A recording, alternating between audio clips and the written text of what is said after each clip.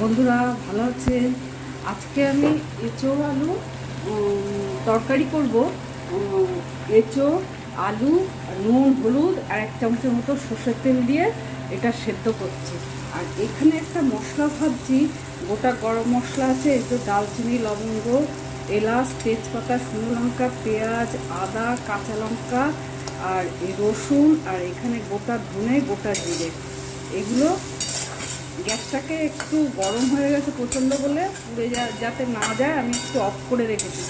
এই পেঁয়াজ রসুন লঙ্কা শুকনো লঙ্কা তেজপাতা ভাজা হয়ে গেছে, ওটা জিরে ধনে দিয়ে আমি গ্যাসটাকে অফ করে দিয়েছি, পুড়ে যাবে, এই কড়ার গরমেই ভাজা হয়ে যাবে। এবার দিলাম এই মাটন মশলা আর এই কাশ্মীরি লঙ্কার গুঁড়ো হলুদ, এই কড়ার গরমেই হয়ে যায়। ডাইরেক্ট আমি কোনো তেলের উপর এই মশলাটা পেস্ট করা মশলাটা দিয়ে দিয়েছি আর এই যে গুড় দিয়েছি একটু মিষ্টি, যেহেতু সেদ্ধ করা আছে 90%, তাই মিষ্টিটা দিলাম। আর আমি কোনো ফোড়ন দেইনি, ডাইরেক্ট তেলে মশলাটা দিয়ে দিয়েছি। এতে পুঁই শাকের ডাঁটা আর এবার একটু হিং দিলাম আর এই যে আমের আচার দিলাম।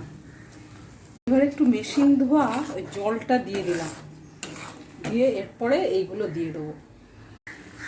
জল গরম করেছি, এই গরম জলটা দিয়ে দেবো। মশলার সঙ্গে কষা হয়ে গেছে, অতিরিক্ত তেল ওই সামান্য একটু তেল, যেহেতু মশলাটা ভাজা ছিল আমি জল দিয়ে দিয়ে সামান্য একটু তেল দিয়ে কষেছি। গরম তো প্রচণ্ড, খুব অতিরিক্ত তেল দেব না। মশলাটা যেহেতু ভেজে নিয়েছি, টেস্ট করে দেখেছি ভালো। এঁচোড় পুঁই শাক আর পুঁই শাকের ডাঁটা দিয়ে হয়ে গেছে। একদম শেষে গ্যাস অফ করে দেবো। আরেকটু 1 পিঞ্চ গরম মশলা আর একটু এই যে হিং দিয়ে ঢেকে দেবো, যাতে লাস্টে একটু দিয়েছি যাতে গন্ধটা থাকে। এঁচোড় আলু পুঁই শাক দিয়ে তরকারি হয়ে